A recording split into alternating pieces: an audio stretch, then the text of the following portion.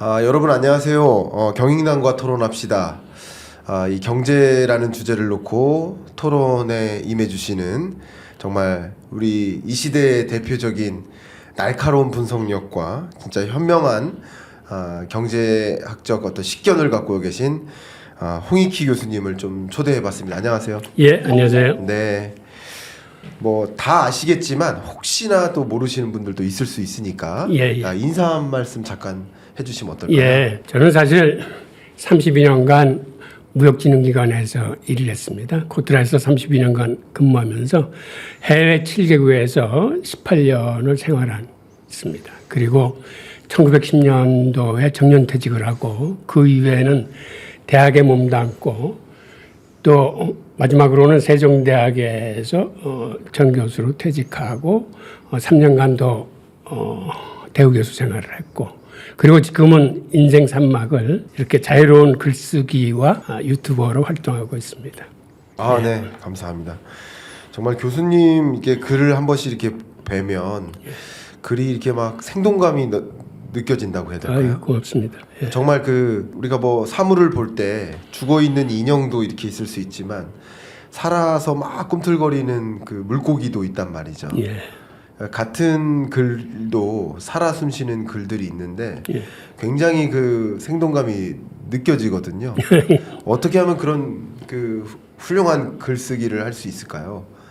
아마 이제 그렇게 보셨다면은 제가 이제 현직에 있었던 어떤 경험. 네. 30여 년간 이제 수출 전선에 있다 보니까 아무래도 바이어들이나 뭐 에이전트하고 접촉하는 과정, 그 다음에 어떤 통계를 하나 보더라도 숫자가 주는 어떤 느낌, 이미지, 그게 이제 책으로만 봤던 사람하고는 아마 그런 데서 조금 차이가 있지 않았을까 하는 생각이 드네요. 그러시군요. 그렇게 또 겸손하게 말씀해 주셔서 정말 많이 배우고요. 좀 전에도 제가 점심시간에 우리 교수님과 이제 겸상을 하면서 뭐 여러 가지 제가 의견을 좀 드린 적이 있는데 제가 개인적으로 참 잘 알고 지내고 존경하는 한 노 교수님이 계신데 그 교수님이 저한테 그런 말씀을 하셨다고 제가 말씀드렸는데 기억과 기록이라는 단어를 저한테 던져주셨어요.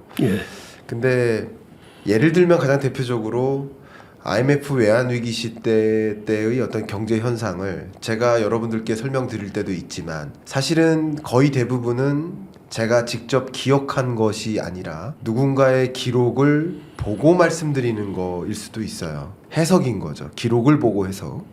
근데 교수님 같은 분은 그 시대를 직접 몸소 체험하셨기 때문에 기록에 의한 것이 아니라 기억에 의한 것이다. 그런 어떤 메시지들은 정말 많은 분들께 좀 전달해 주셨으면 좋겠다라는 말씀 드렸는데 교수님 어떠십니까?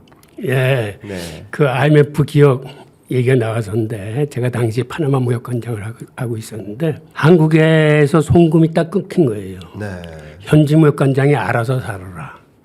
그래서 현지 은행에 가서 이제 돈을 융통해서 이제 산 적도 있고 그러면서 야 우리가 어쩌다 이렇게 IMF를 맞았나. 그리고 그 원인이 왜 그런지 그런 데 대한 어떤 호기심, 탐구욕 같은 게 생기고. 그런 경우는 사실은 2008년 글로벌 금융위기 때도 이제 마찬가지였거든요. 그러니까 해외에서 그러한 금융위기를 맞으면서 과연 이게 왜 생겼고 어떠한 전개 과정을 거쳤는지. 근데 당신은 아무리 찾아봐도 이제 그런 거를 일목요연하게 구체적으로 쓴 글이 없더라고요.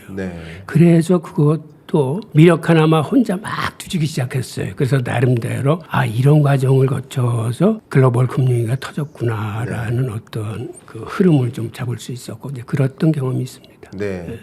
그런 그 수년간의 현 수출 전선에서 또 학계에서 경험하셨던 것들 정말 많이 녹여서 말씀해 주시길 바라고요. 특히 지금 23년 하반기 24년 경제가 너무 녹록치 않다, 어렵다 이렇게 체감하시는 분들이 많이 계신데 우리 홍익희의 신유대인 이야기, 아마 우리 교수님 하면 유대인 이야기로 가장 유명하신데 이 신유대인 이야기라는 이 책에서도 여러 어려운 국면에서 유대인들이 어떻게 대응을 했는지 그런 어려운 국면에서도 어떻게 부와 권력을 갖게 됐는지를 좀 저술해 놓은 책인데 이 책도 좀 참조가 되실 거라고 생각이 되고 그렇습니다. 이제 본격적으로 미국 경기에 대해서 좀 진단해 보도록 하겠습니다. 그러시죠. 예. 제가 이번 9월 FOMC 회의를 좀 보면서요. 야, 적어도 FOMC 위원들이 마치 짠 듯이 미국 경제가 거의 뭐 침체 없다. 1%대를 전망했다가 2%대로 전망치를 수정 조정하면서 발표하는 모습 보면서 미국 경제가 정말 노랜딩이냐 아니면 뭐 골디락스 부근에 도달한 거냐 뭐 아니면 그냥 정말 연착륙인 거냐 우리가 이제 미국 경기를 좀 판단하고 그 이후에 전개되는 흐름을 봐야 되는데 교수님 혹시 어떻게 진단하고 계십니까? 예, 저는 그 노랜딩이나 골디락스에는 좀 동의하기는 어렵고요. 그러세요? 예, 그런데 그렇게 보이는 요소들은 있습니다. 네. 우선 몇 가지 요소가 있냐면 일단 고용이 좋아요. 실업률이 4% 이하에서 형성된다는 건 사실 거의 완전 고용을 의미하는 거고. 예. 그 다음에는 지금 말씀하신 대로 경제 성장 전망치가 좋습니다. 맞습니다. 아시다시피 애틀란타 연운의 그 GDP 나우 같은 경우는 지금 뭐 거의 5%, 예. 어제 보니까 4.9%에 이렇게 붙어 있던데 네. 선진국에서 3%가 넘고 5%는 대단한 거거든요. 그러니까 이거는 경제 전망치를 보면 이거 완전히 살아났구나. 살아나도 보통 살아난 게 아니고 정말 활력 있게 움직이는구나라고 볼 수가 있고. 네. 그러니까 노랜딩이나 골드락스 얘기가 나오는 거고. 그리고 더 놀라운 거는 지금 주식 시장이나 미국의 부동산 시장입니다. 네. 지금 모기지 금리가 7.3% 선에 치솟았는데 네. 그러면 사실은 주택 경기는 죽는 게 맞는 죽어야죠. 거고요. 예. 그런데 7월 달 보니까 신고점을 돌파해서 네. 주택 경기가 다시 살아나고 있더라고요. 맞습니다. 네, 그런 거를 보면서 전문가들이 아니래도 일반인이 보더라도 네. 미국은 경기 침체 안 올 수 있겠구나. 네. 이러다가 노랜딩으로 착륙하지 않고 다시 날 수 있겠다라고 생각할 수 있어요. 그런데 문제는 좀 혼돈스럽겠지만 그런 거하고 또 다른 의미에서 여러 지표나 지수들이 경기 침체를 가리키는 것들이 있어요. 네. 그런 게 어떤 거라고 혹시 생각하십니까? 우선 어떤 지표들 때문에 지금 말씀하신 것처럼 가시적으로 보여지는 주요 지표들, 고용 지표라든가 주택 경기라든가 또 성장률 전망치 이런 걸 보면 뭐 정말 아무 문제 없는 것처럼 보이는데 어떤 것들을 보면 또 사실상 문제가 있다라는 것인데 어떤 거를 또 우선 세간에서 많이 얘기되고 있는 장단기 금리차 역전은 사실은 금리차 역전을 이론하고 나서 대부분 경기 침체가 수반됐습니다. 그런데 이번 장단기 금리차 역전은 이게 깊고 길어요. 네. 그래서 앞으로 리세션이 오면 다른 어느 때보다 깊고 길 수 있다는 그런 우려가 있고 또 하나 얘기하는 거는 최근에 많이 거론되고 있는 그 초과저축의 소진입니다. 네. 초과저축의 소진에 대해서는 저도 좀 드릴 말씀이 있는데 지금 여기 보이는 이 그래프가 네. 미국의 연방저축가 지출한 재정 지출액입니다. 그런데 이 그래프에서 보면 일반적인 경비에 비해서 미국이 재정 부양책을 쏟아내면서 개인한테 직접 쏴준 금액이 일반 경비의 2배 이상이에요. 그러니까 이때는 예를 들어서 팬데믹 들이닥치고 나서 미국의 재정 부양책으로 거의 9조 달러 가까운 돈을 풀었는데 이때 일반 재정으로 3조 달러가 풀리고 나머지 6조 달러가 개인들한테 직접 쏴줬습니다. 그러니까 예를 들어서 기본소득이나 뭐 실업급여나 이런 식으로 해서 그러니까 옛날에는 위기가 터지면 그게 이제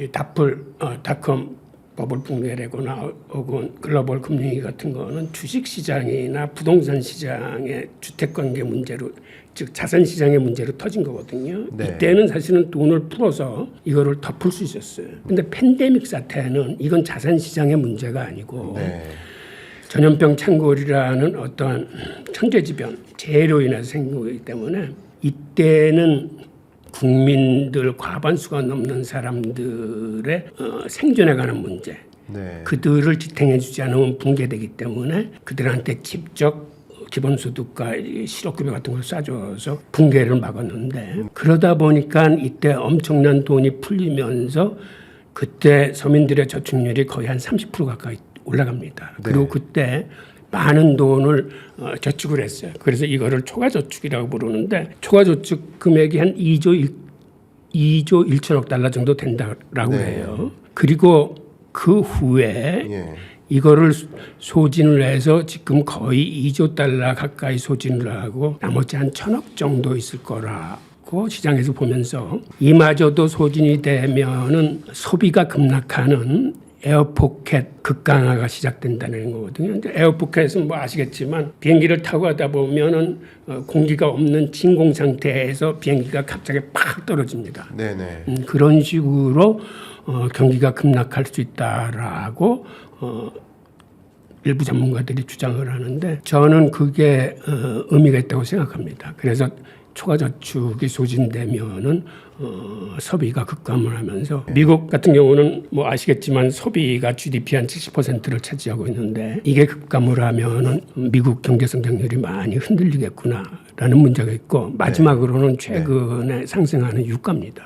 네. 그런데 이게 일시적인 상승이 아니고 이거는 경제적인 요인 플러스 국제정치적인 요인까지 같이 복합적으로 생겨난 거기 때문에 이게 앞으로 상당 기간 존속하면서 시중금리를 끌어올리고 인플레이션을 재상승시키면서 기준금리의 인상이나 시중금리의 상승 등 여러 가지 어려운 문제를 많이 불러올 수 있다고 봐요. 네. 그런 의미에서 지금 현 상황은 골디락스나 노랜딩으로 볼 수 있지만 그런데 앞으로는 그렇게 만만하지 않다. 어려움이 많이 남아있다라고 봅니다. 아, 네. 주신 견해가 너무 좋고요. 저도 좀 공부가 됩니다. 저도 개인적으로 미국 경제를 이렇게 판단했을 때요.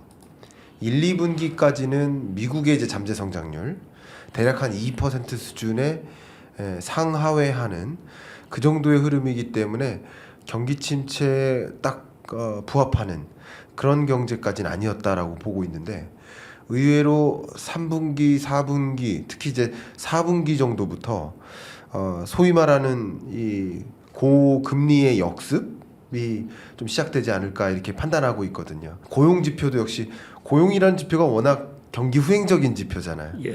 지금 당장 완전 고용에 가깝다 하더라도 이 고용 지표가 4분기 또 24년 들어서는 좀 어느 정도 실업률이 올라가거나 하는 현상이 좀 나타나지 않을까 하는 이런 생각인데 그러면 제가 이렇게 여쭤보겠습니다. 미국의 이런 경기 침체의 가능성 어느 정도의 어떤 확률로 좀 보고 계십니까?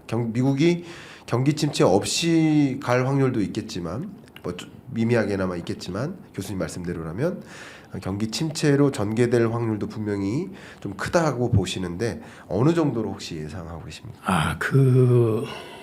그런 거는 솔직히 제가 잘 모르겠어요. 그런데 이 모르는 이유가 지금 이렇게 유가가 상승하고 시중금리가 튀고 인플레가 다시 고개를 쳐들고 해서 고금리 기조가 장기화되면 우리가 이론적으로 알 수 있는 건 여러 가지가 있어요. 예를 들어서 시중금리가 오르면 대출금리가 올라서 기업 부담이 늘고 그러면 뭐 실업률이 증가한다. 혹은 가계에 심한 압박을 줘서 가계 소비가 줄어들어서 소비가 주저앉으면서 성장률이 내려간다. 그다음에 당연히 모기지 금리도 올라가서 특히 상업용 부동산 같은 데 부실이 일어나서 문제가 생길 수 있다. 그다음에 미국의 금리가 올라가면 강달러 현상이 다시 재현되면서 개발도상국에서는 뭐 외환위기 가능성이나 혹은 다른 나라들은 환율 치솟는 걸 방어하기 위해서 외환보유고에서 자국이 보유하고 있는 미국 국채를 팔아서 달러를 마련한 다음에 외환시장에서 자국통화를 사들여서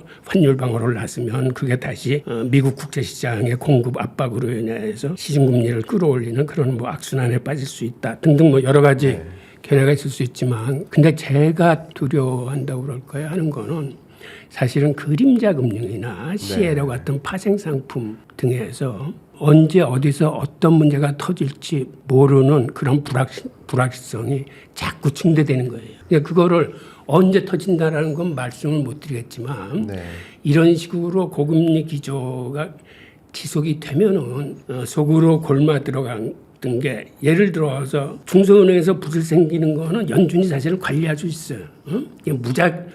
무작정하고 돈 퍼주면 일단 막아낼 수 있어요. 그런데 연준하고 관계없는 뭐 헤지펀드나 뭐 보험사나 뭐 이런 데에서 금융 문제가 터지면 이건 어떻게 손쓸 수가 없어요. 그렇죠. 특히 파생 상품 같은 건 더 그렇습니다. 이건 장외에서 거래되는 거기 때문에 일단 문제가 터지면 누가 얼마만큼의 부실을 갖고 있는지 모르기 때문에 순식간에 신용공색이 들이닥치면서 그게 금융위기로 이제 전파될 수 있었던 것처럼 지금도 그러한 문제는 농후하거든요. 그러니까 그러한 언제 어디서 터질지 모르는 돌발 변수, 이러한 불확실성이 점점 증대된다는 데 이제 우려가 있는 거죠. 그렇군요. 저도 지금 미국 경제를 봤을 때 개인적으로 지금 거론하셨던 불확실 요소들 있지만 또 한 가지가 이 대규모 파업이라고 저는 생각을 하고 있습니다. 그러니까 물론 이 파업이 일게 된 배경 몇 가지가 있겠습니다만 그냥 하나로만 좁히면 고물가 때문이죠. 물가가 정말 이 서민을 얼려놓는다. 서민을 얼리지 마라. 그 문구가 그렇더라고요. 고물가 때문에 결과적으로 기존의 소득이 부족한 거죠. 그러니까 임금을 올려달라고 외침이 있는 거예요. 근데 임금을 올려달라고 외침이 있다 보면 임금 인상률만큼 반영이 되다 보니까 또 물가 상승이 이어지죠. 그럼 또 물가 상승이 이어지면 또 임금을 올려줘야 되죠. 맞아요. 이 고물가의 악순환 속에서 제가 보기에는 끈적끈적한 고물가, 스티키 인플레이션이 어느 정도 지속될 거라고 지금 24년까지도 그렇게 지금 판단을 하고 있는데 거기에 말씀하신 국제 유가나 여러 가지 요인들이 또 맞물리니까 그러면 고물가가 해결이 되어야 고금리가 또 완화되는데 고금리 기조를 좀 포기하는데 고물가가 계속되니 고금리를 포기할 수가 없는 입장. 그러니까 결과적으로 고물가와 고금리의 압력을 받는 경제. 결과적으로 24년 경제는 미국 경제도 경기 침체 국면에 진입하지 않겠느냐. 경제 위기까지는 아니지만 경기 침체에 처하지 않겠느냐. 저는 이렇게 좀 의외로 그 대규모 파업 이게 상당한 걸림돌이 될 수 있겠다는 생각을 하거든요. 예. 어떻게 혹시 교수님은 보고 계십니까? 이번 그 자동차 파업만 하더라도 그런 걸 느낄 수 있는데 한 14만 명 된다 그러죠. 근데 14만 명이 결코 대선 시각에서는 이제 작은 수치가 아니거든요. 네. 그러다 보니까 오히려 바이든도 임금 인상에 동조하는 듯한 이런 뉘앙스를 풍기고 맞습니다. 이제 그런 식으로 나가면은 당연히 지금 말씀하신 대로 임금 인상이 다시 고물가를 굳히기는 이제 그러한 이제 악순환의 고리를 이제 접어드는 건데 반복해서 말씀드리지만 언제 어떤 일이 어디서 어떤 형태로 튕겨나올지 모른다는 불확실성이 사실은 가장 위험 요소인데 일례로 유가 상승만 봐도 사실은 그렇습니다. 네. 유가 상승이 사실은 사우디나 이란이 서로 저렇게 화해할 줄 누가 알았고 그리고 두 나라가 동시에 브릭스에 가입을 하고 그 다음에 상하이 협력기구에도 같이 들어갔어요. 그러니까 이렇게 하면서 브릭스라는 어떻게 보면 반미 경제 공동체가 석유를 장악한 꼴이 됐거든요. 그러니까는 지금 사우디와 소련과 이란과 등등 중동 국가들을 합치면 석유 매장 장악력이 지금 44%가 넘는다고 그럽니다. 네. 이제 그다음에 이제 베네수엘라까지 신청을 하고 있는 상태인데 그들이 가세하면 이제 거의 그 50%를 넘어가고. 그 석유가는 그들의 단합에 의해서 이제 움직일 수뿐이 없는 현상인데 그게 이미 나타났어요. 아시겠지만 사우디 같은 경우는 지금 경제 성장률도 떨어지고 그다음에 뭐 네옴시티 같은 대규모 건설 계획도 있을 뿐만 아니라 지금 석유 단일 상품에서 제조업 국가로 변신하겠다 그러면서 그다음에 자주 국방도 외치면서 드론 공장 세우자, 원자력 발전소도 세우겠다 등등 이런데 돈이 엄청 들어가다 보니까 아주 작심하고 기름값을 끌어올리기로 하면서 주변 세력들을 다 이제 끌어들였습니다. 그래서 오펙 플러스 같은 경우도 내년 말까지 감산기조를 이어가겠다라고 하고 우선 작년서부터 벌어진 사례를 보면 처음 처음에 200만 불 감산하겠다고 그러다가 그 다음에 116만 불이 160만 불로 늘어나면서 이번에 사우디가 100만 불 더 감산하겠다고 그러니까 러시아도 그럼 50만 불 감산 자기네도 더 하겠다 등등 이렇게 가는 게 이게 일시적인 현상이 아니에요. 그리고 아시다시피 빈살만이나 푸틴이 반 바이든입니다. 그러니까 내년 대선에서 어떻게든지 바이든 떨어뜨리겠다라고 작심을 하고 달려드는 거기 때문에 경제적 요인뿐만 아니라 국제 정치적 어떤 역학관계가 합쳐가지고 유가를 밀어올리니까 지금 다른 BOA 같은 데서 뭐 유가가 100달러는 쉽게 넘을 거다라고 판단하는데 심하면 그 이상으로도 갈 수 있을 정도로 지금 무섭게 치고 올라오니까 여기에 동조화 현상을 벌이는 게 미국 10년물 금리거든요. 시중금리의 대표적인. 그러니까 이 흐름이 일시적이 아니고 앞으로도 지속될 것이라는 데 사실은 공포심이 있는 거죠. 그렇네요. 여기에 헤지펀드가 가세를 했어요. 그러니까 국채 선물 시장에 쇼배팅을 함으로써 기존 상업은행이나 혹은 연준의 대양 세계로 컸는데 오히려 이 세력이 조금 더 커요. 네. 시장에서. 그러니까 지금의 유가 상승이 끌어올리는 장기 국채 금리 같은 게 예사 사항이 아니고 이거는 필요 않고 인플레이션을 다시 끌어올릴 거고 그렇죠. 그러면 연준의 스탠스도 이제 다시 바뀔 뿐이 없고 고금리 기조로 들어서면서 아까 말씀드린 무슨 일이 어디서 어떻게 터질지 모르는 불확실성이 더 커지는 맞습니다. 거죠. 실제로 우리가 구매하고 있는 모든 상품과 서비스가 국제 유가로부터 자유로운 것이 없다고 생각하거든요. 맞습니다. 정말 다 여기 있는 책이나 그저 마이크나 우리가 입고 있는 옷이나 그러면 그런 것들을 장착하고 마이크나 옷을 입고 책을 들고 이 어떻게 보면 이 컨텐츠를 여러분께 전달해 드리는 이 서비스조차도 국제 유가로부터 자유로운 건 하나도 없다고 생각을 합니다. 그러니까 실제로 물가 상승률 흐름을 보면 미국 물가 기준으로 봤을 때 22년 6월에 CPI가 9.1%를 찍었을 때 그때가 정확히 국제유가 정점이거든요. 그리고 그 이후로 국제유가 상승률이 이렇게 안정화될 때 물가 상승률이 9.1에서 8.7, 8.5, 뭐 8, 7, 6 이렇게 떨어진 거거든요.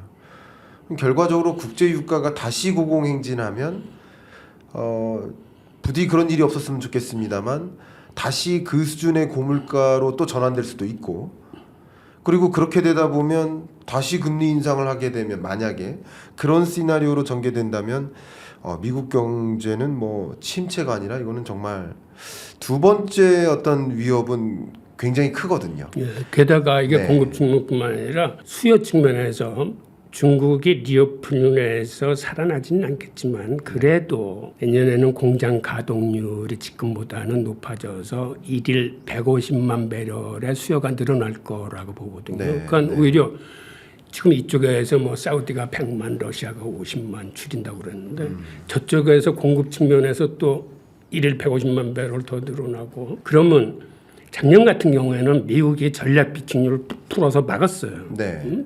그런데 지금은 전략 비축률도 하도 지금 반토막이 났기 때문에 의회에서 이제 더 이상 못 풀게 막았어요. 그러니까 정부가 합의를 해줬거든요. 그러니까 이제는 더 이상 풀지 못하고 오히려 채워 나가야 되는 거니까 2중 3중으로 고유가 문제가 있는데 이거를 사실은 막아낼 수 있는 거는 경기 침체뿐이 없어요. 수요를 확 줄이지 않으면은 다른 방법으로는 지금의 고유가를 직면시킬 다른 요소들이 별로 없는 것 같아요. 그러네요. 어쩌면 정말 유도된 경기 침체, 유인된 경기 침체가 와야만 이놈의 국제 유가를 잡고 물가를 잡고 이런 상황이 좀 나타나겠다 이런 생각이 됩니다. 또 말씀 주셨던 부분 중에 좀 의미심장했던 것이 이제 고용 시장인데요.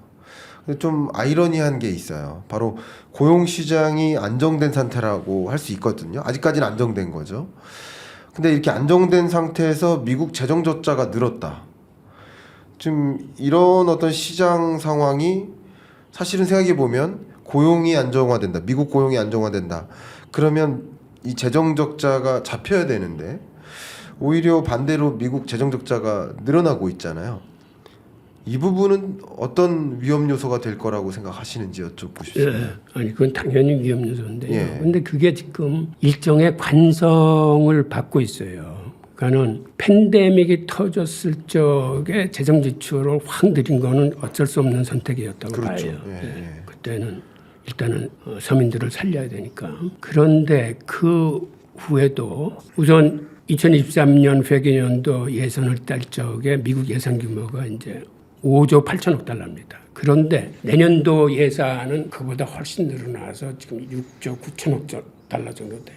그러니까 갈수록 재정 팽창 정책을 쓰고 있는데 그러다 보니까 이제 미국 정부 부채는 계속 늘어나고 무엇보다 국채 발행량이 굉장히 늘어나는 거예요. 네. 근데 국채 발행량이 이렇게 늘어나다 보니까 국채 시장이 그걸 소화해 줄 여력이 많지 않으니까 국채 가격은 하락을 하는 겁니다. 그렇죠. 그나마 단기 국채는 하락인데 이게 듀레이션이 큰 장기 국채 쪽으로 가면 이게 폭락이거든요. 그러니까 장기 국채가 폭락하다 보니까 사실은 실리콘밸리 은행 사태나 은행들이 갖고 있는 국채가 부실해져 가지고 이제 문제가 터지는데 이게 앞으로도 더 지속되고 이제 더 문제가 커질 거라고 보거든요.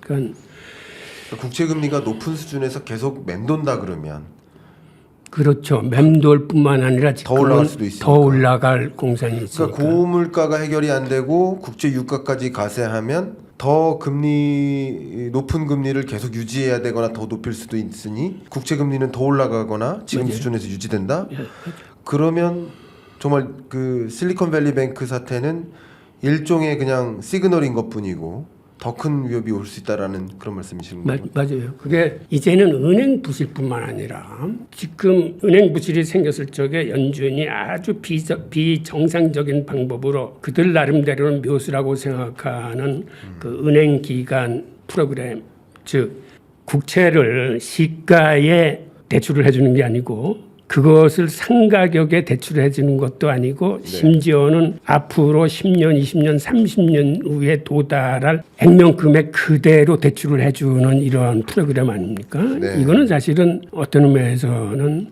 말이 안 되는 비상식적인 지원이죠. 이런 식으로나마 그래도 막을 수 있었어요. 하지만 앞으로 다른 데서 문제가 터졌을 적에 뭐 보험회사라거나 헤지펀드라거나 그림자 금융이라고 부르는 다른 금융, 뭐 사모펀드라거나 이런 데서 터지면 도저히 막을 수가 없어요. 그리고 그런 곳에 곳도 이미 지금 골마 들어가고 있다고 봐야 되는데 그러한 데가 이제 더 큰 문제가 이제 될 수 있는 거죠. 그렇군요. 정말 지금 미국 경제가 살얼음판인 것 같다. 그냥 어디를 걷다가 어떤 부분의 얼음이 깨져서 풀썩하고 주저앉게 될 수도 있지 않을까 하는 우리 교수님 말씀 속에 그런 걱정이 좀 드는 그런 국면입니다. 미국 국채 시장도 좀 불안한 것들이 많은데 좀 재정 정책의 흐름을 좀 진단한다는 관점에서 연준의 국채 시장 개입과 관련해서 좀 말씀을 여쭤보고자 합니다. 뭐 저도 생각이 있습니다만 우리 교수님 생각을 좀 더 여쭙도록 하겠습니다. 최근에 연준의 이 국채 시장 개입이 좀 많이 증가했다라는 이런 표현들이 많이 등장하고 있고요. 근데 연준의 이런 국채 시장 개입 이 자체는 일단은 왜 늘어났는지 궁금해 하실 것 같고요. 그리고 어떤 식으로 국채 시장에 개입하는 것인지, 그러니까 왜와 어떻게 이 두 가지에 대해서 혹시 해안을 좀 주시면 감사하겠습니다. 우선 미국 정부나 연준이 지금 국채 시장이 어렵고 시중 금리가 왜 올라가는지에 대해서는 이 양반들이 잘 알고 있어요. 우선 수요가 지금 터무니없이 부족해요. 그러다 보니까 우선 미국 재무부 자체가 이번 하반기에 3분기에 1조 70억 달러, 4분기에 8,500억 달러 정도의 순발행, 국채를 순발행합니다. 거의 1조 8,700억 정도 되는 어마어마한 양인데, 그런데 이것의 대부분을 사실은 단기국채로 발행해요. 장기국채로 발행할 자신이 없는 거예요. 그러니까 단기국채라는 게 1개월, 44일물, 3개월물, 뭐 6개월물, 최대 6개월물이에요. 그러니까 미국이라는 이 큰 나라를 운영하는데 이렇게 급전을 땡겨가지고 지금 살림하는 꼴이에요. 예를 들어서 1개월, 44일물, 3개월, 6개월물 하면은 이거 3개월, 평균 3개월로만 잡아도 계속 3개월마다 이 많은 금액을 롤로버를 해줘야 되는데 이게 단기 유동성에 이게 많은 그 회오리를 찔 뿐이었고 그러다 보면 이자를 많이 주는 단기 국채에 몰리다 보면 장기 국채 쪽에는 더 작은 경색이 있어서 이쪽은 더 어려지거든요. 그러다 보니까 지금 재무부가 꾀를 낸다는 게 바이백을 할까? 즉 재무부가 나서서 시장에서 그렇게 힘든 장기 국채들은 일부 이제 사주겠다는 거거든요, 솔직히. 즉 그 얘기는 양적 완화나 사실 다름없어요. 그 연준이 하면 그게 양적 완화인데 이걸 재무부가 하겠다는 거고 또 하나는 연준도 지금 긴축을 하면서 아시다시피 매월 850억 달러의 국채와 모기지 증권을 사주게 돼 있어요. 그래서 실제로 사고 있습니다. 그런데 국채를 팔아서 시중 유동성을 회수하는 긴축, QT를 하면서 유독 10년물 이상 장기 국채는 사주고 있습니다. 네, 네. 그거는 시장이 워낙 안 돌아가니까 국채를 팔아야 될 연준이 다른 뭐 5년물 이하 국채들은 팔면서 10년물 이상은 사는 거예요. 그만큼 지금 국채 시장이 이제 어렵다는 거죠. 그렇죠. 이렇게 국채 시장이 좀 어려운 상황에서 특히 뭐 최근에 그 지역은행 부실 관련해서 방지책도 발표하고 그러면서 은행들의 어떤 장기채 매도를 경고하거나 또 다른 나라들한테도 미국 장기채 매도를 경고하거나 뭐 이런 일들까지 일어나는 상황을 보면 미국의 국채 시장 상황이 뭐 진짜 호락호락하지 않겠구나라고 또 이런 어떤 모습들만 봐도 가늠할 수 있지 않을까 이런 생각도 좀 듭니다. 네.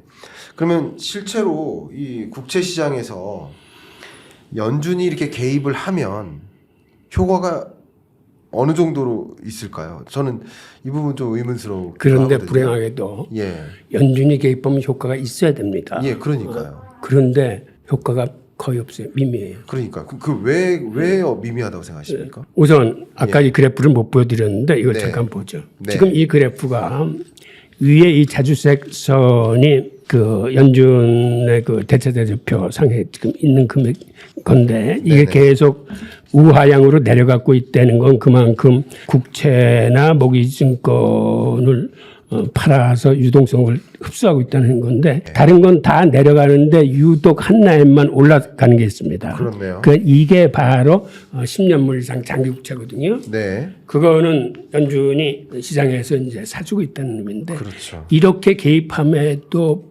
불구하고 지금 10년물 국채 금리가 오늘 아침에 나오다 보니까 4.5% 넘었더라고요. 저번에 레리 서머스나 BOA가 예상하기를 한 4.75%까지 오르고 그 오름세가 좀 장기화할 거다 그랬는데 이미 거의 4.75% 쉽게 갈 거라고 보여요. 그다음에 빌 에크먼 같은 친구는 30년물 금리가 5.5%는 가야 된다. 라고 얘기하고 실제로 헤지펀드들이 국채 선물에서 그 방향으로 지금 쇼배팅을 하면서 움직이는데 헤지펀드도 사실은 그들이 막무가내로 그렇게 그 투자를 하는 게 아니고 그들도 시장의 흐름에 맞서지는 않습니다. 즉 매크로 경제가 그런 쪽으로 갈 것으로 진행되기 때문에 그들이 그쪽에다 이제 베팅을 하는 거거든요. 그러니까 헤지펀드 같은 경우는 크게 두 가지를 지켜요. 하나는 뭐냐면 시장에 맞서지 않는다. 그 다음에 정부에 맞서지 않는다. 예전에 시장에 맞서거나 정부에 맞서다가 크게 당한 헤지펀드들이 있어요. 그 후 이제 이게 어떤 헤지펀드 업계 나름대로의 교훈인데 즉 헤지펀드가 장기국채 쇼배팅에 나섰다는 건 시장의 흐름이 매크로의 흐름이 그쪽으로 가는 걸로 지금 시장의 어떤 도도한 흐름이 가고 있어서 헤지펀드들이 그렇게 이제는 가세한다고 봐야 되거든요. 정말 이 국채 시장의 연준 개입 효과 그리고 지금 일어나고 있는 이 국채 시장에서 나타나고 있는 여러 현상들을 정말 손에 잡히게 쥐어주듯이 이렇게 설명해 주셔서 속속 아마 여러분들 이해가 가실 것 같습니다. 지금 계속해서 우리 홍익희 교수님의 신유대인 이야기 이 책의 저자이시죠.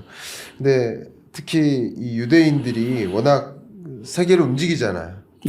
아까 말씀하셨던 석유라든가 곡물이라든가 방산이라든가 맞습니다. 돈 통화조차도 서비스업 여러 가지 금융 시스템 다 이렇게 유대인들이 이렇게 움직이잖아요. 그러니까 그런 것들을 정말 수십 년간 공부하셨기 때문에 그 누구보다도 이런 전체 경제가 어떻게 이 톱니바퀴가 되어서 굴러가는지를 잘 보고 계시지 않을까 이런 생각이 좀 들었거든요. 예, 지금 그렇게 말씀하시니까 그 통화금융 세력, 사실은 미국의 통화금융을 주도하는 삼각편대가 있어요. 아시겠지만 그게 월스트리트를 이제 실무부대로 하고 월스트리트를 관리 감독하는 이제 재무부와 미국의 통화뿐만 아니라 세계의 통화를 주도하는 연준이 있습니다. 네. 근데 이 삼각편대의 기수들이 대부분 다 유대인이에요. 연준 주요 행장이나 그 간부들이 죄유대인이고 재무부도 지난 40년간 재무부 장관은 죄유대인입니다. 연준도 사실은 연준의 이사들이 대부분 다 유대인이에요. 지금 제롬 파월만 사실은 예외예요. 그러니까 이 세계가 사실은 한 몸처럼 움직여요. 그러니까 워싱턴 컨센서스라는 세계 각국의 외환시장의 빗장을 열 때도 이 세계의 삼각편대가 같이 움직였고 사실은 위기가 터지거나 중요한 일이 있을 때 이 세계 기관이 이제 담합하는데 우리가 언뜻 보기에는 재무부나 연준이 힘이 센 것 같아도 실질적인 힘은 월스트리트에서 나옵니다. 그런데 월스트리트는 시중의 유동성이 많이 풀리고 그다음에 달러가 많이 공급돼야 주식이든 부동산도 자산 가격이 올라가서 자기의 이익에 부합되기 때문에 그런 쪽으로 계속 압력을 넣고 시장의 컨센서스도 그쪽으로 몰아가요. 그래서 시장이 연준의 금리 인상이나 고금리 기조에 대해서 잘 믿으려 하지 않고 이제 내년도 대선이 있으니까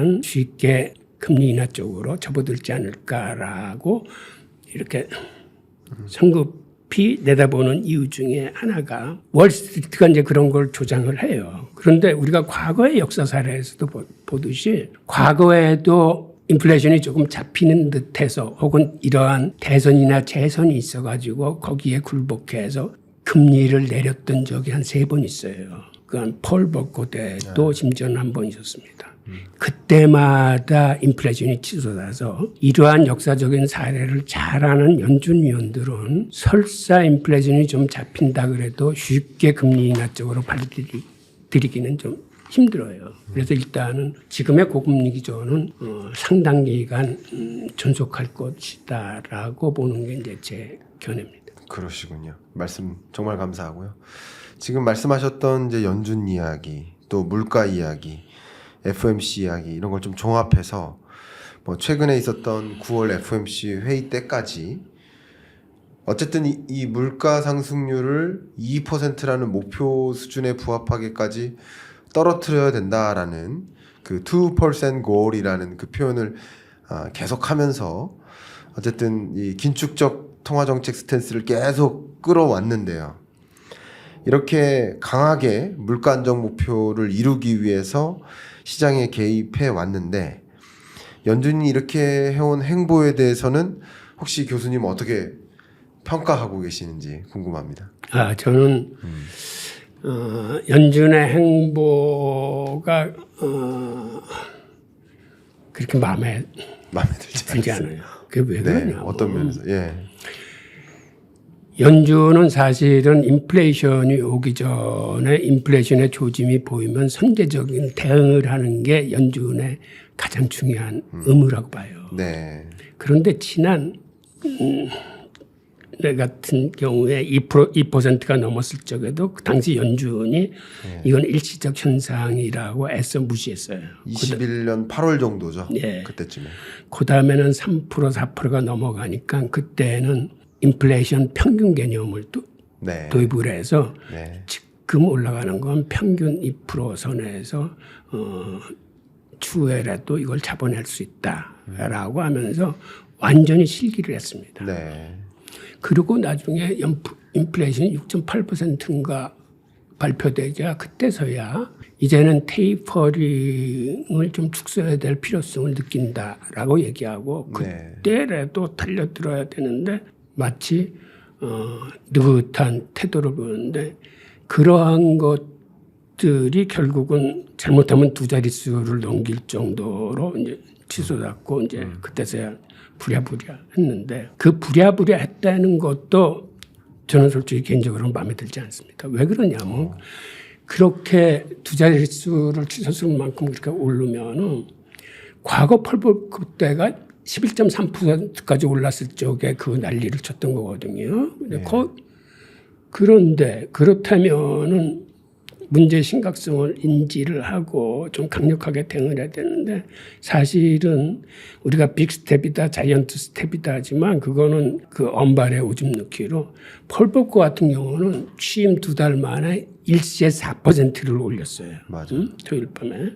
그리고 그 QT라고 그러는 양적 긴축도 원래는 양적 완화를 했을 적에 매달 1,200억 불의 국채와 모기지 금리를 사들이면서 유동성을 풀던 사람들이 문제가 그렇게 심각하게 터졌으면 사실은 그 이상을 시장에서 유동성을 회수해야 돼요. 그런데 내놓는 안이 1,200달러에 훨씬 못 미치는 850억 달러를 내놓고 처음에는 그나마도 적극적으로 덤벼들지 않았을 뿐만 아니라 중간에 실리콘밸리 사태 생겼을 때는 또 유동성을 또 굉장히 풀어서 QT에 역행하는 태도도 보이고 이런 일련의 태도들이 옛날과 같이 펄버커와 같은 단호한 기백이나 이러한 자세가 보이지 않고 월가에 끌려가는 듯한 인상을 받습니다. 그러니까는 월가의 은행들이 사실은 연준의 그 주주들이에요. 그러니까 그렇죠. 주주들 눈치를 안 볼 수 없는 게 연준이 강한 것 같아도 월가의 눈치를 참 많이 봅니다. 2008년도 글로벌 금융위 때는 심지어는 어떤 일이 있었냐면 위기가 터지니까 재무부가 그 옛날 그 대공황 때 했던 식으로 배드뱅크 만들어서 부수채권 정리하겠다라고 해서 8천억 달러를 받아냈어요. 그런데 결국 배드뱅크 못 만들었습니다. 그때 연준이 반대해서 못 만든 거예요. 그러니까 부실채권 헐값에 넘기지 않겠다고 해서 결국 8천억 달러 배드뱅크 만들지 못하고 그냥 그 허공에다 살포하다시피 했거든요. 그다음에 그 당시 재무부나 연준이 내놓으니 그러면 은행 문제가 심각하니까 니네 주식 내놔라. 그럼 주식을 담보로 우리가 자금 지원하겠다 그럴 때 주식도 안 내놨어요. 걔네들이. 잘못하면 국영화될까 봐. 그래서 당시 재무부나 연준이 마지막 제안이 그러면 부술 정도를 확실히 파악해야 되니까 갖고 있는 채권의 시가평가제를 하자라고 그럴 때 거기에도 응하지 않았어요. 그래서 결국은 버냉키가 마치 헬리콥터에서 돈을 살포하듯이 그렇게 유동성을 무차별적으로 뿌린 거예요. 그러니까 그때 보면서 연준이나 재무부가 말이 관리감독기관이지 월가한테 못 당하는구나. 그런데 지금도 그런 모습이 보여요. 그렇군요. 저는 그렇습니다. 말씀 속에서 참 여러 그 연준 의장들도 이제 말씀해 주시고 각각의 그 시점마다의 통화 정책 시점 그 스탠스를 좀 읽어나갈 수 있는 그런 상황인데 이런 이야기에 좀 덧대서 이제 금융 시스템이나 자산 시스템 이 부분에 대해서도 좀 여쭈려고 합니다. 그러니까 연준이 현재 미국의 어떤 금융 시스템, 뭐 소비자 물가 지수 같은 게 이제 포함된 금융 시스템이죠. 또 역시 자산 시스템, 주로 이제 주택 가격 같은 게 이제 포함된 그 자산 시스템. 근데 이런 것들을 연준이 충분히 고려하지 않다. 충분히 잘 관리하지 않고 있는 것 같다라고 이렇게 표현하신다고 저는 들었거든요. 어떻게 제가 맞게 들었습니까? 교수님의 말씀을 제대로 이해했는지 모르겠습니다. 사실 물가를 관리한다는 건 그 사람이 사는데 꼭 필요한 게 의식주입니다. 네. 그렇다면은 먹는 거, 입는 거, 그다음에 잠자고 사는 곳 이거를 다 관리를 해야 돼요. 그런데 네. 지금 소비자 물가 지수에는 이 주택 가격이나 주식 가격 이런 자산 가격은 빠져 있어요.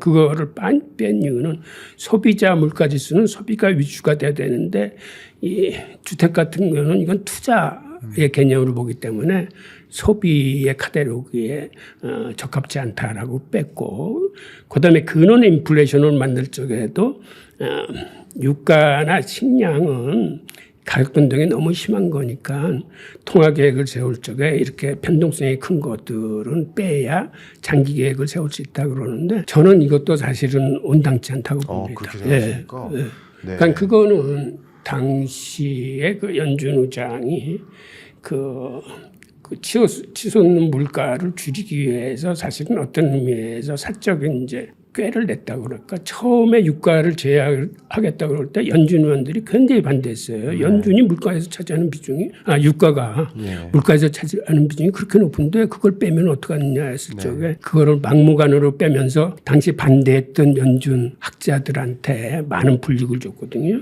그 다음에는 식료품 빼겠다 그럴 적에는 그 연준 의원들이 찍소리를 못했어요. 하여튼 그래서 근원 인플레이션이라는 것도 만들어냈고 그 위에 연준 입맛에 따라서 그 외에도 뺀 것들이 굉장히 많습니다. 그러니까 처음에 살아있던 것의 3분의 2 정도가 다 날아갔어요. 그래서 그게 이제 근원 인플레이션 형태로 남는데, 물론 지금은 뭐 그 나름대로 통화 발행의 이제 기준 지표가 돼서 쓰이기는 하지만 어떤 이런 과정을 밟아서 내려오면서 그 자산 가격 같은 것도 죄 빼고 하면서, 그러니까 사실 위기가 터지는 건 소비자 물가에서 터지지 않아요. 아시겠지만 주식이나 부동산에서 위기가 터졌어요, 항상. 그런데 연준이 항상 들여다보고 일반 서민들을 다독이는 건 소비자 물가거든요. 이제 그런 의미에서 미국 같은 경우는 주택가격은 뺐지만 자가주거비라는 개념으로 자기 집이 있으면은 예를 들어서 그걸 임대해 줬을 때 얼마만큼 임차료를 받을 수 있는지 그런 것들을 포함해서 어느 정도는 그 비중 있게 다루고 있는데, 우리나라 같은 경우는 그조차도 없습니다. 그렇죠. 자가주거비가 안 들어가 있어요. 그런데 사실은 엄밀하게 보면은 이런 주택 가격이나 주식 시장의 지수 같은 것도 통화 당국이 같이 해서 이 적정한 관리를 좀 해줘야 돼요. 그렇지 않으면 모든 기득 세력들은 사실은 틈만 남은 돈을 풉니다. 특히 미국이 그래요. 그래야 자기들의 이익에 부합하기 때문에. 그래서 이것에 대한 견제가 없으면 엄청나게 돈을 벌. 우선 최근의 사태가 그런데 지난 14년간 연준의 통화 발행액이 자그마치 1000%가 넘어요. 그러니까 본원 통화 발행액이 1년에 20%만 늘어나도 많이 늘어나는 건데, 2008년 글로벌 위기 이전에는 본원 통화 발행액이 한 8, 9천억 달러였었어요. 그런데 지금은 이게 8조, 9조, 완전히 10배예요. 게다가 재무부의 국채 발행도 엄청난 속도로 늘어나가면서 달러와 달러 표시 자산이 엄청나게 쏟아져 나와서 결국은 이게 주식이나 부동산 같은 자산 가격을 엄청나게 늘렸는데, 그런데 이것의 혜택을 보는 사람들은 사실은 상위 10% 그 자산가들이고, 그 중에서도 상위 1%가 이것의 수익을 대부분 가져갑니다. 그러다 보니까 시장에서 부익부 빈익, 즉 부의 편중이 더 늘어나고 소득 불평등이 심화되는 거거든요. 이것이 미국의 통화 정책과 금융 정책 때문에 기인하는 현상이거든요. 이게 금융 자본주의의 내재적 모순이라고 그럴까? 어떤 본질적인 문제예요. 그러니까는 지금 이런 거를 자정작용, 즉 바로잡지 못하면은 지금 금융 자본주의의 문제가 점점 더 골마 터질 겁니다. 나중에는. 왜 그러냐면 2013년에 제닛 옐런이 연준 이사장을 할 적에 소득 불평등 심화 자료하고 부의 편중 자료를 공개를 한 적이 있어요. 그때 보면 여기 저 그래프도 있는데 그래프를 한번 보면서 설명드릴게요. 우선 1971년 닉슨 쇼크 이후에 생산성의 향상이 그 전까지만 해도 대부분 근로자 임금에 포함됐습니다. 그래서 같이 올랐는데 닉슨 쇼크 이후 1972년서부터는 생산성 향상의 과실이 근로자한테 귀속되는 건 적고 이게 대부분은 주주들한테 돌아갑니다. 게다가 그 자본 집독자라고 해서 GDP 대비 금융자산 규모를 나타내는 지표가 있는데 이게 닉슨 쇼크 이전에는 세상 GDP 대비 금융자산은 50% 정도뿐이 안 됐어요. 그런데 이게 달러가 신용화폐가 된 후에는 10년마다 기하급수적으로 늘기 시작합니다. 즉 이 얘기는 뭐냐면 근로소득 증가, 즉는 GDP 증가율과 비슷해요. 연 3, 4% 그 물가지수 올라가는 것만큼 이렇게 올라가는 데 반해서 일종의 불로소득이라고 볼 수 있는 금융소득, 돈을 벌어주는 금융소득은 매년 연 15% 내로 증가를 합니다. 그러니까 근로소득에 비해서 한 5배 이상 빨리 증가하기 때문에 이게 소득 불균형을 불러오고 부의 편중을 불러일으키는데 그러다 보니까 지금 상위 1%가 갖는 소득 점유율이 거의 25% 정도 되고 차상위 9%가 갖는 게 또 그 정도 돼서 상위 10%가 전체의 절반 이상을 가져가고 미국 국민들 90%는 이제는 그 소득의 절반 이하를 가져갑니다. 이 그래프가 사실 연준이 발표한 거예요. 보면은 우상향하는 건 최상위 1%뿐이 없어요. 네. 나머지 국민 90%는 소득 점유율이 계속 떨어집니다. 이거를 뭘 나타내냐 하면 우리가 10명이 사는 사회를 가정을 했을 적에 돈 잘 버는 한 사람이 나머지 9사람보다 소득이 더 많은 걸 의미하는 거예요.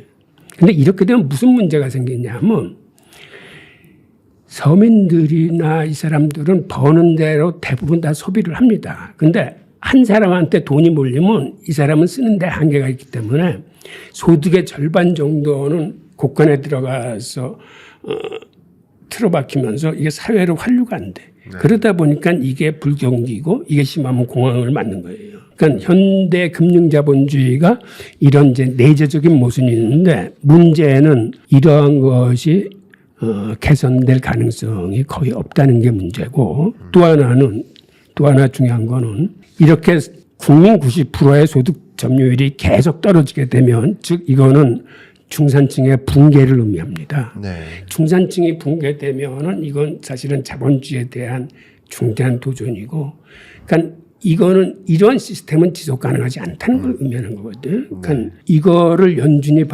발표했다는 것 자체가 저는 이제 대단한 거라고 생각되고, 그 다음에 이걸 발표하고 당시 제니 렐런은 이런 얘기를 합니다. 미국의 소득 불평등이 100년 만에 최악의 수준이다.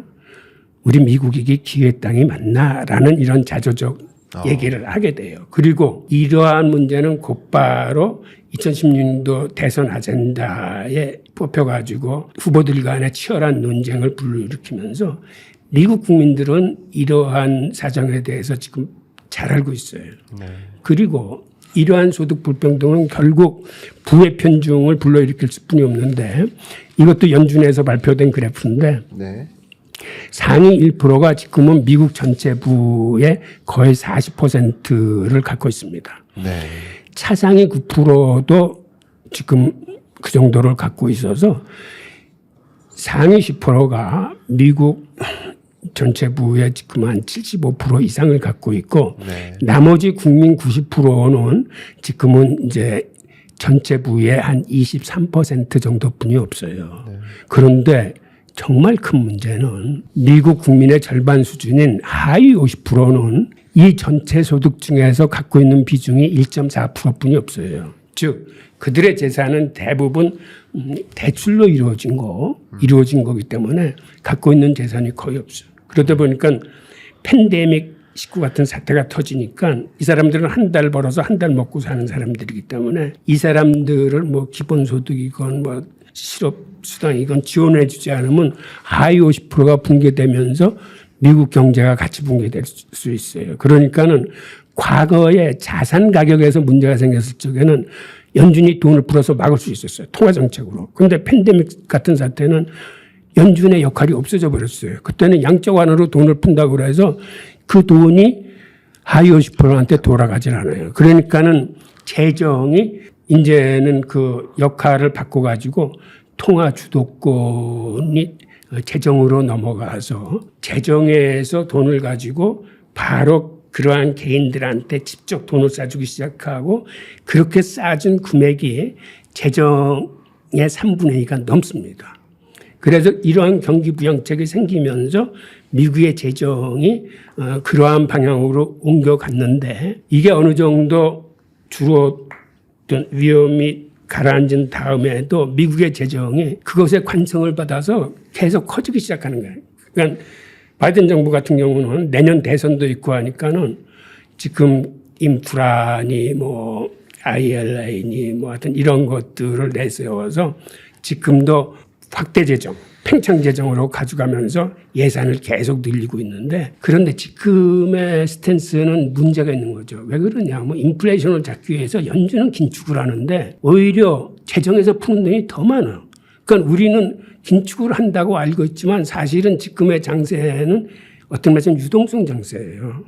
연준이 그 회수하는 유동성보다 미국 정부가 푸는 돈이 더 많아. 그러다 보니까 주식시장은 물론이고 주택 가격이 정고점을 돌파해서 그렇게 상승하는 이유가 아직 시장에 돈이 더 많이 풀려 있기 때문에. 네, 말씀해주신 대로 정말 이 미국의 통화 정책과 재정 정책이라는 면에서 충돌이 일어나는 것도 많이 있고요. 지금 또 저는 이제 지금 교수님께서 말씀하시는 부분에서 최근에 이제 케인즈 책을 좀 읽다가 느낀 건데 케인즈가 1930년 그 대공황 때 100년 후를 나름 전망해보는 그러니까 케인즈의 손자 손녀면 이제 100년이라는 거죠. 그런 면에서 지금의 경제 어쩌면 1930년대 대공황 시절에 2030년 정도가 되면 이럴 거야라고 하면서 뭐 GDP가 얼마만큼 뛰고 그리고 얼마만큼 우리가 잘 살게 되는지 다소 장밋빛 미래를 좀 그려놨는데 그 부분에 대해서 스티글리츠가 근데 그렇게 됐으면 뭐 하냐 불평등은 더 가속화됐기 때문에 일부에게만 특히 예를 들어서 글로벌리 봤을 때는 선진국들이 전체의 그 부를 다 차지했고 대내적으로 봐도 대내적으로는 부를 찾는 그 계층도 일부의 계층들이 모두 장악했는데 그게 정말 진정한 성장과 무슨 관계가 있느냐라고 이렇게 토론을 벌이는 일종의 저 그런 이야기가 갑자기 떠올랐습니다. 교수님이 말씀하신 대로 연준이 물가 잡겠다고 그런 행동을 하고는 있지만 제대로 이 물가를 먼저 전망하고 대응을 했어야 되는데 대응도 좀 늦었고 그리고 그런 그동안의 여러 통화정책 기조가 재정정책 기조를 포함해서 부의 불평등을 더 확대시킨 이런 어떤 정책 기조는 좀 모순이 있다, 잘못됐다라는 것을 좀 지적해 주시는 것 같습니다. 정말 이런 것들이 교수님이 정말 오랜 시간 동안 체화시켜가면서 학습하셨던 그런 것들을 이 채널을 통해서 마구마구 이렇게 설명해 주셔서 너무나 많이 배웁니다. 저도 정말 많이 배웁니다. 예. 감사합니다. 이제 자연스럽게 요 얘기로 좀 넘어갈게요. 아까 살짝 말씀하셨는데 재정정책과 통화정책이 다소 충돌이 있는 거 저도 충돌이 있다고 생각합니다. 재정정책은 여전히 확장적으로 하고 그렇게 부채까지 끌어다 쓰면서 그죠? 부채 한도를 협상해서 부채를 추가적으로 끌어다 써가면서까지 나라 경제를 움직이고 한편에서는 통화정책 관점에서는 긴축적으로 가고 이게 결과적으로는 충돌을 주는 게 아닌가 이른바 뭐 트리핀 딜레마 이런 것들이 좀 전개되고 있는 게 아닌가 이런 생각을 하는데 이 부분에 대해서 교수님은 어떻게 혹시 평가하고 계십니까? 네. 아니 이건 참 어려운 문제인데요. 네.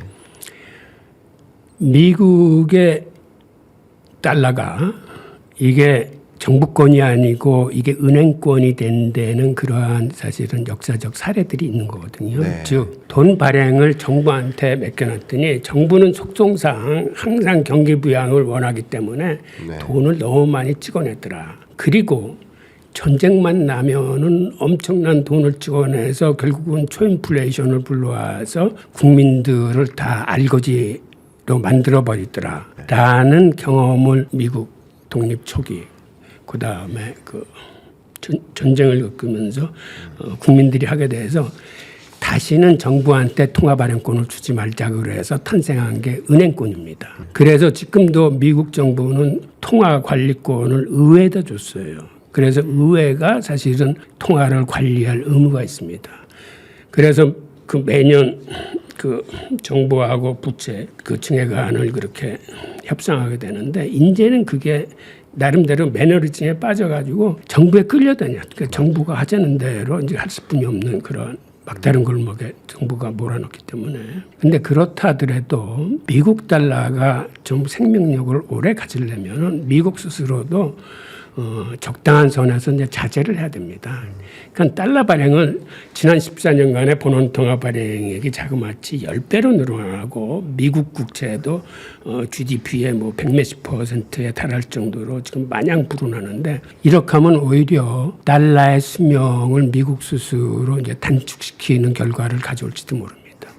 그리고 또 하나의 사례는 그 이란이나 러시아를 제재하면서 이제 툭하면 스위프트 시스템에서 이렇게 차단을 시키는데 그로 인해서 네.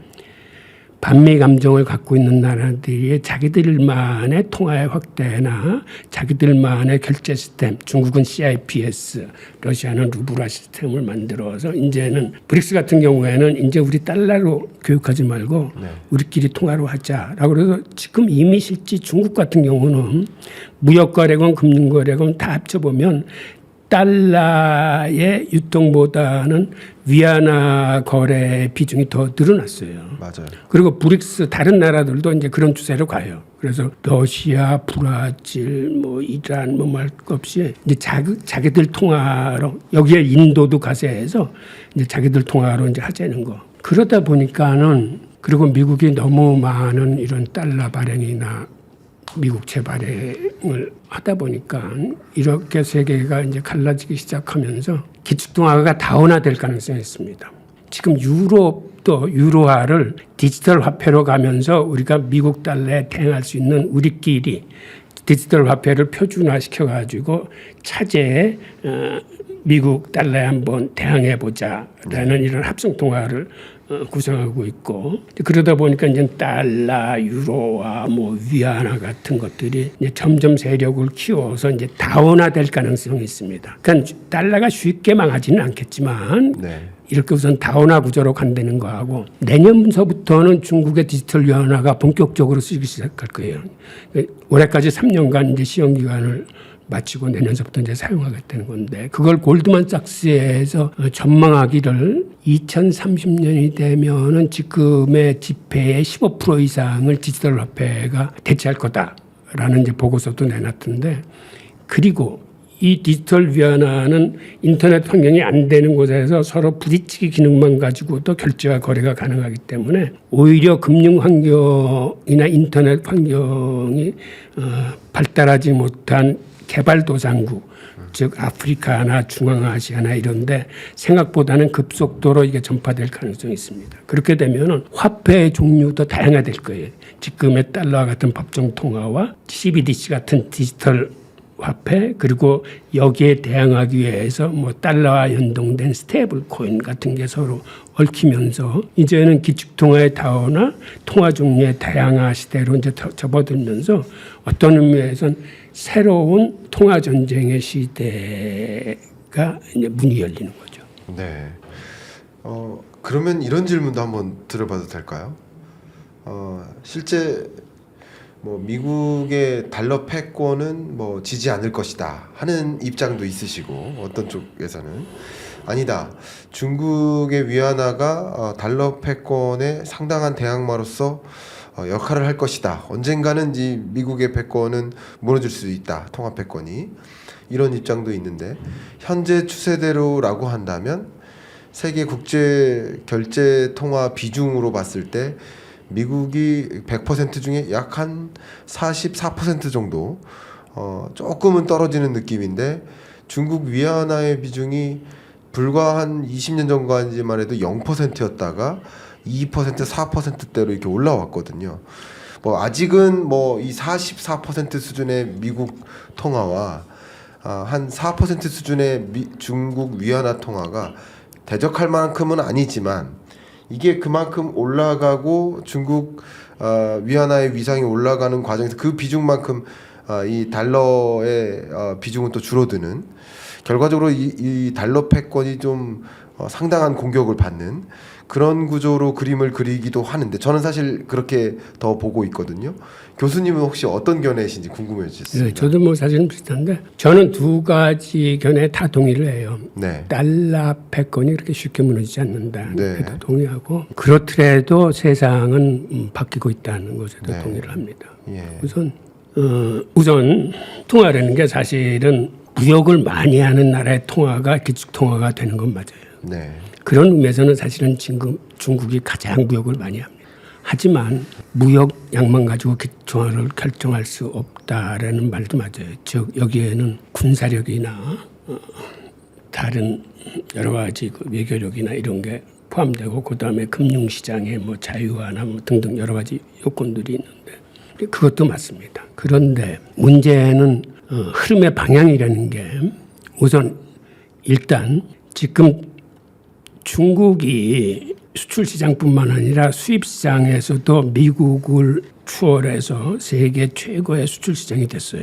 네. 그 얘기는 통계상으로 보면 아직도 미국이 1등인 것처럼 보지만, 중국에다가 실질적인 중국인 홍콩을 합치면 홍콩으로 들어갈 물자는 대부분 중국 본토로 들어가거든요. 네.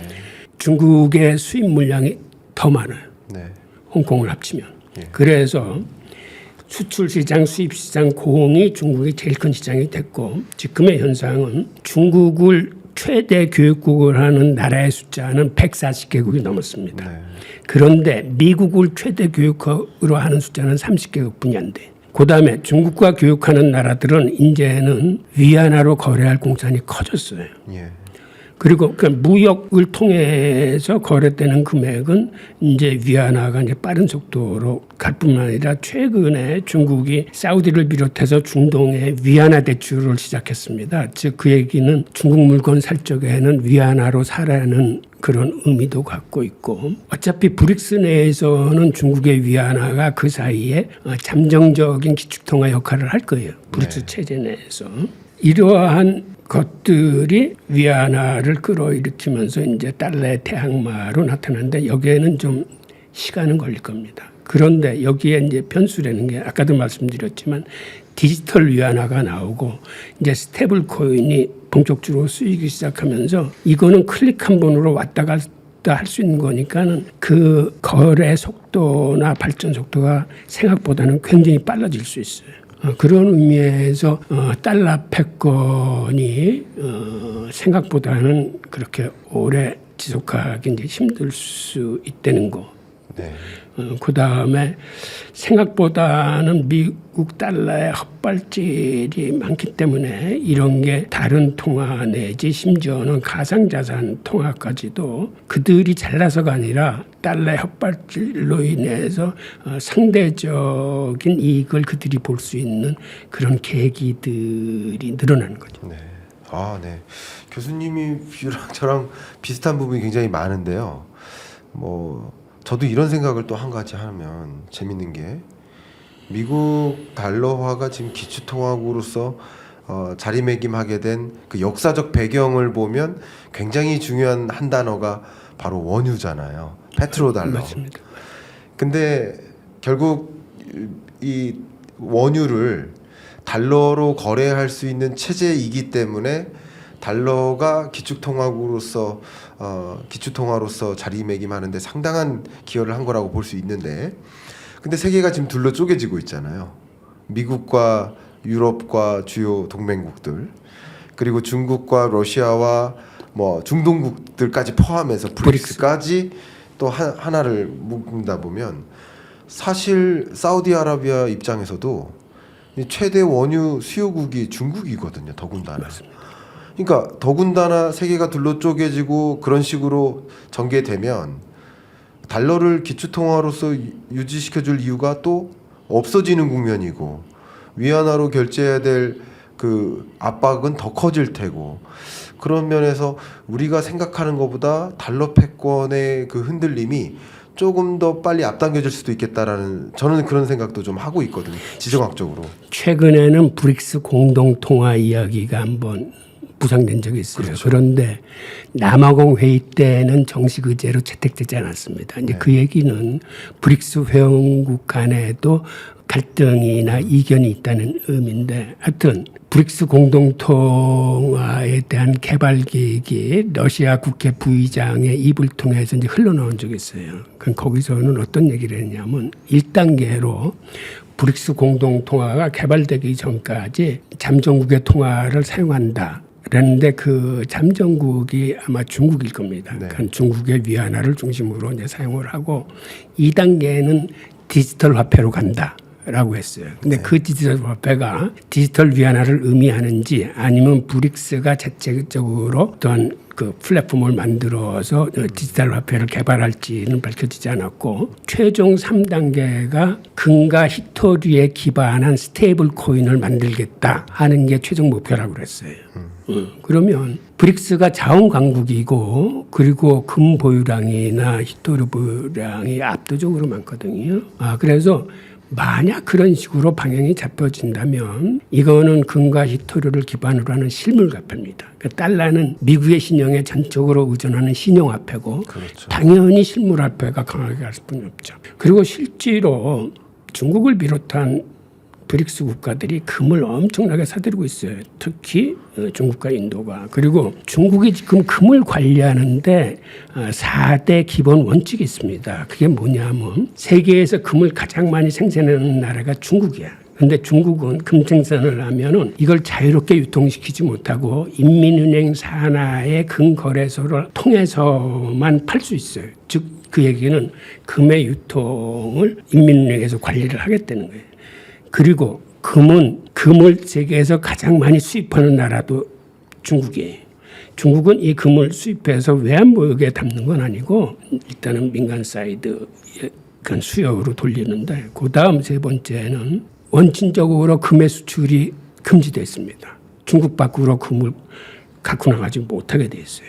그리고 실제로 이거를 지원하기 위해서 상하이 선물 시장에서 금 시세는 항상 뉴욕 금 시세보다 살짝 금의 가격을 올려놓습니다. 그래서 오히려 바깥으로 팔면은 손해야.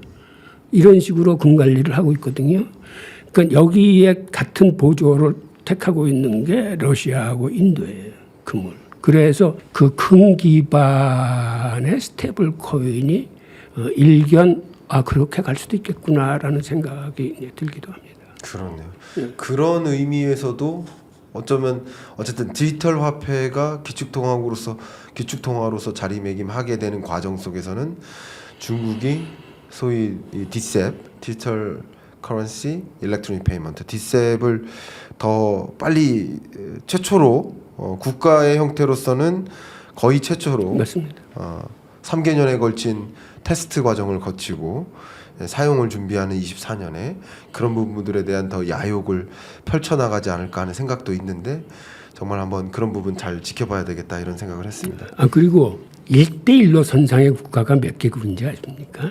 생각보다 굉장히 많던데, 1대1로라는 게 한 노선만 있는 게 아니고 저쪽 초원의 길, 이 시베리아 노선 있고 대륙의 길에서 이렇게 대륙 쫓아가는 길이 있고 해상 실크로드라고 해서 해상 쫓아가는 길이 있는데, 그 선상의 국가만 자그마치 64개국이에요. 게다가 중국과 협약을 맺은 나라의 숫자가 151개국입니다. 지금 세계 전체의 국가가 한 195개국 정도 된다라고 일컬어지는데 굉장히 많아요. 근데 디지털 위안화가 나오면 특히 1대1로 선상에 생각보다는 빠른 속도로 퍼질 거예요. 네. 그래서 골드만삭스가 전망한 기존의 법정 통화를 이렇게 대체하는 그러한 그 비율이 생각보다 빨라질 수도 있어요. 네. 정말 이 통화 패권 전쟁 이 주제로만 대화를 나눠도 정말 2시간이 부족할 것 같은데, 어쨌든 앞에서도 강조해 주셨던 것처럼 어떤 부의 편중이 계속되고 있고요. 그리고 불평등이 심화되고 있고요. 미국 기준으로 특히 말씀드린다면 이 부분에 대해서 미국이 현재 재정 정책을 잘못 펼치고 있다, 이렇게 생각을 하시고 계신다는 것을 좀 느꼈습니다. 그래서 어떻게 제가 해석을 제대로 했는지, 미국이 재정 정책을 제대로 펼치고 있다고 생각하시는지, 어떻게 진단하시는지 한번 여쭙도록 하겠습니다. 예. 아니 우선 재정의 주요 3대 기능이 네. 하나가 이제 자원의 분배입니다. 이건 이제 뭐냐면 재정이 아니면 할 수 없는 일들이 있어요. 그러니까 네. 사회에는 꼭 필요하나 돈이 되지 않는 일들, 즉 네. 공기업의 운영이 되거나 인프라 건설이나 이런 거는 재정이 해야 돼서 그거는 이제 자원의 분배라고 일컫는데 이거 하나하고 또 하나는 경기 안정화 기능이라고 해서 경기가 무력하게 빠졌을 적에는 마중물을 내보내 가지고 이거를 민간 자본을 참여시켜 가지고 경기를 활성화시키는 기능. 사실은 이 기능이 가장 중요한 여태까지는 재정의 기능이었다라고 볼 수 있어요. 그렇죠. 그리고 그간 홀대를 받았던 게 부의 재분배 기능이에요. 그건 재정을 통해서 소득 재분배 말씀하시는 예, 소득 재분배, 네. 소득 재분배 기능인데 네. 그런데 팬데믹을 맞아 가지고 미국 정부가 바짝 들어서 한 게 이 소득 재분배 기능을 최상위 우선순위로 이제 이끌어냈습니다. 네. 예. 그런 의미에서는 어떤 그런 걸 통해서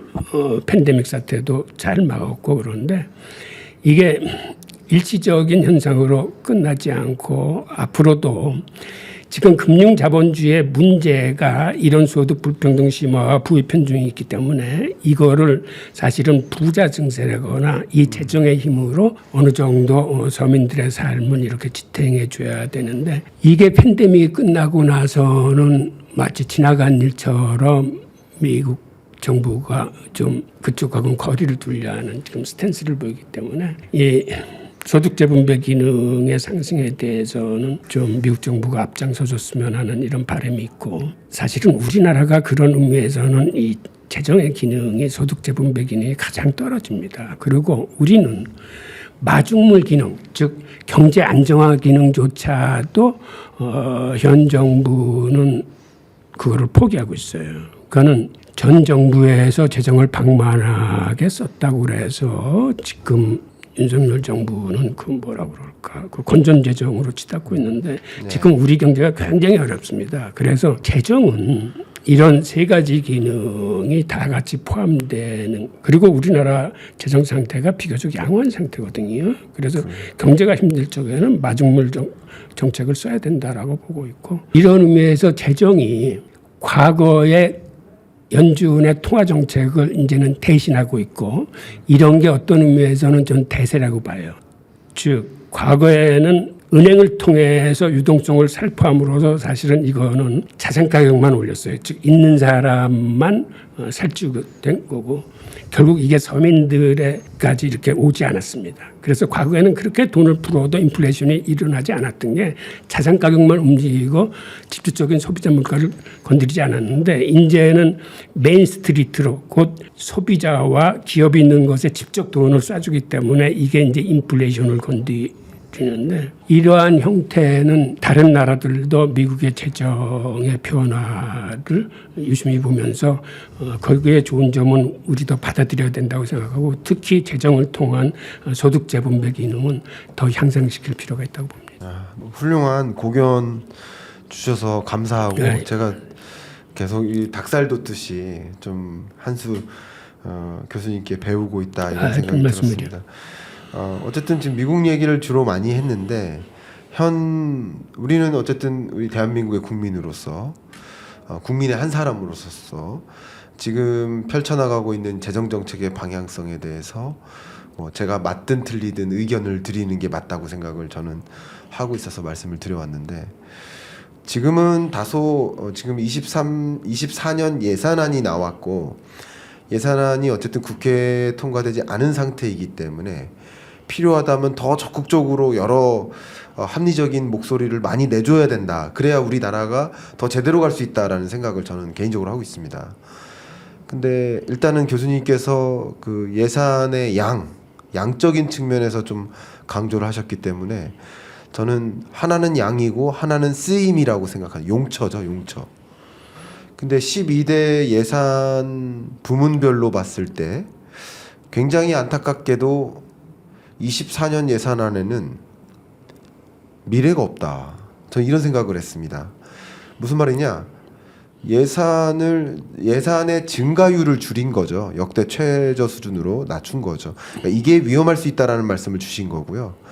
근데 예산을 또 주로 어디를 줄였나 했더니 다른 건 다 늘렸는데 교육 예산과 R&D 예산만 마이너스예요. 근데 저는 어떤 생각을 하냐면 우리나라가 지금 이렇게 세계가 막 어질어질한 상황에 특히 우리 아세안 국가와 협력 파트너십을 가져가고 우리가 역할을 좀 수행할 때 우리가 갖고 있는 게 분명 자원도 아니고 우리가 갖고 있는 게 인구나 노동력도 아닌데 그런 자원과 노동력을 충분히 갖고 있는 나라들과 협력을 해야 될 텐데 그렇다면 우리가 갖고 있는 강점은 오직 하나가 기술력인데 교육 예산과 R&D 예산을 줄인다면 그건 문제네요, 정말. 이게 정말 미래를 생각한 예산 아닌가 하는 너무 좀 한탄스러운 마음이 들었어요. 저는 개인적으로 이게 맞는지 틀린지 모르겠지만 우리가 정말 다른 건 몰라도 다른 걸 좀 아껴 쓰더라도 R&D 예산을 더 확장적으로 편성하고 교육 예산만큼은 더 편성해서 정말 우리가 미래를 그리는 그런 움직임을 해야 되지 않을까 저는 개인적으로 그런 생각을 하고 맞습니다. 예. 지금 세상은 이제는 통화 정책이 옛날처럼 그렇게 중요한 시대가 아니고 지금은 재정의 역할이 훨씬 중요한 시대로 바뀌고 있습니다. 네. 즉 이제는 금융 자본주의가 포용 자본주의로 변해야 될 시점이고 그러면 재정이 더 큰 역할을 해줘야 되는데 이게 양적 편차뿐만 아니라 그런 미래를 향한 질적 발돋움도 정말 중요한 거죠. 네. 아마 그런 식으로라도 추경 예산이나 앞으로 차기 연도 예산 반영이나 등등에서 지금 말씀하신 내용이 꼭 반영되었으면 좋겠네요. 말씀 감사하고요. 제가 알기로 여러분들이 이제 아실 만한 여러 학자 중에 제가 아는 한 가장 많이 글을 쓰는 분이세요. 근데 저는 연구자는 글로써 말을 한다라는 제가 만든 말이거든요. 연구자는 글로써 말을 한다. 페이퍼로, 칼럼으로, 책으로 말을 해야 된다. 그런 생각을 많이 갖고 있고 뭐 저도 부족하게나마 그렇게 움직이려고 노력하는데 교수님이 정말 이런 훌륭한 책도 많이 내주시고 훌륭한 칼럼도 많이 내주시고 그게 옳은 목소리든 안 좋은 목소리든 그런 여러 각 계층들의 이 학자들의 지식인들의 목소리가 모아졌을 때 이 나라가 조금이라도 더 바람직한 방향으로 갈 수 있지 않을까 하는 생각을 개인적으로 갖고 있는데 오늘 우리 신유대인 이야기 홍익희 교수님의 이 책과 함께 오늘 주신 그 널리지가 여러분들께 정말 많은 귀감이 될 것이라고 생각하고 저도 정말 많이 배웠습니다. 오늘 경익남과 토론합시다 이 채널에 첫걸음 해주셨는데 어떠셨는지 그냥 소감 말씀 한번 여쭙고 예, 저 좋았습니다. 이런 자유로운 토론 좋고요. 네. 가는 뭔가